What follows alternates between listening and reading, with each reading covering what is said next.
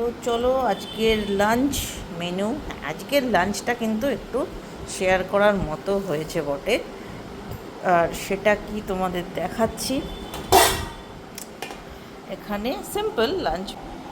তো এখানে রয়েছে আলু ভাজা, গোল গোল করে কেটে নিয়েছি, আর এখানে রয়েছে ডাল, মুগের ডাল, বাট এটা কিন্তু সেই তড়কা দিয়ে ডাল। এই ডালটা মুগ ডালেও যে এরকম রসুন, টমেটো, শুকনো লঙ্কা, জিরে ফোড়ন দিয়ে একদম তড়কা লাগানো ঘন ডাল, আলু ভাজা দিয়ে খেয়ে তারপর যেটা খাওয়া হবে সেটা কি। তো ছোট্ট লাঞ্চ মেনু বেশি বড় নয়, বাট এর বাইরে আর কিছু লাগে না বাঙালিদের। তো ডাল, আলু ভাজা, এবং বেশ এই ডালটা কিন্তু খুব টেস্টি হয় খেতে।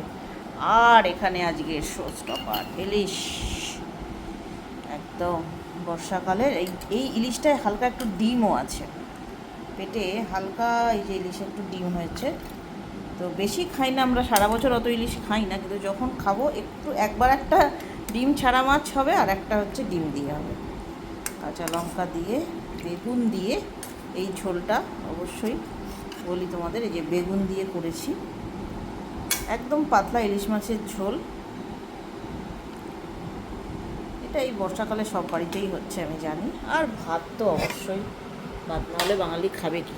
তো যাই হোক, এই হয়ে গেল আজকের আমাদের লাঞ্চ মেনু। দুপুরবেলার একটা জম্পেশ রকম ভাতঘুম দিয়ে উঠে আমি আর ঝিনুক সন্ধেবেলা চলে এসেছি একটা গিফট শপে। গিফট শপটা খুব বেশি পুরনো নয়, নতুনই হয়েছে, কিন্তু এর সবথেকে বড় প্লাস পয়েন্ট এখানে খুব সুন্দর সুন্দর মানে দেখো প্লান্টস রয়েছে, ইনডোর প্লান্টসগুলো আমার বাড়িতেও 2-4টে রয়েছে। তো আরও কটা অ্যাড করব ভাবছিলাম, ভাবতে ভাবতেই এই দোকানটা চোখে পড়লো। তো দাঁড়িয়ে গেলাম, গিফট নেব, কারণ একটা ডিনারের ইনভিটেশন আছে।